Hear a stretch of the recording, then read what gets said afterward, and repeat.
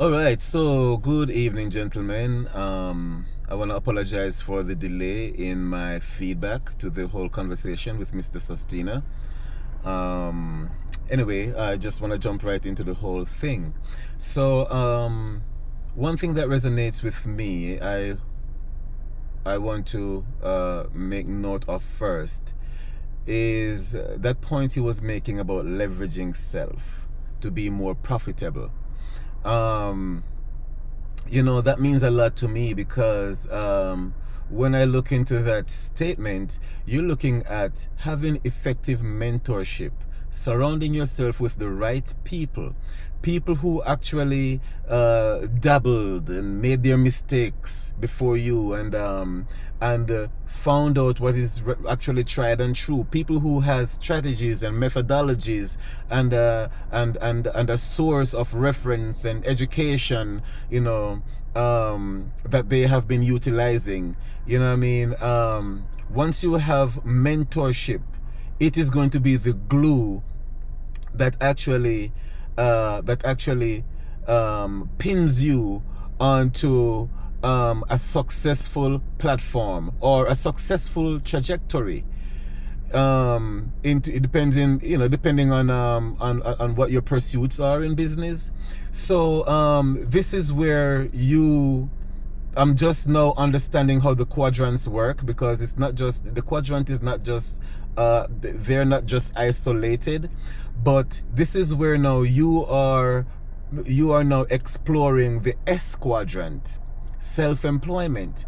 Once you explore the S quadrant, now this is where now you have that mindset of getting your own, and now you are exploiting, right, all the strategies and methodologies that you need to get into big business and to be successful in investment.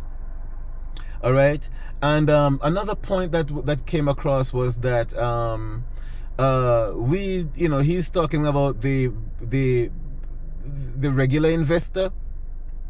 These are people who tend to think about investment diversity for as a means of security, right? But they tend to not think about income diversity. All right.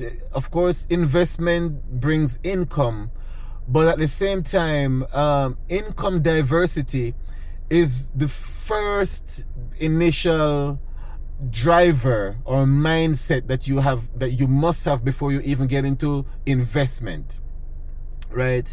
And that is, how am I going to create multiple streams of income? How am I going to have passive income then, if you will, right? So again, that S quadrant leans into the I quadrant and the big business quadrant.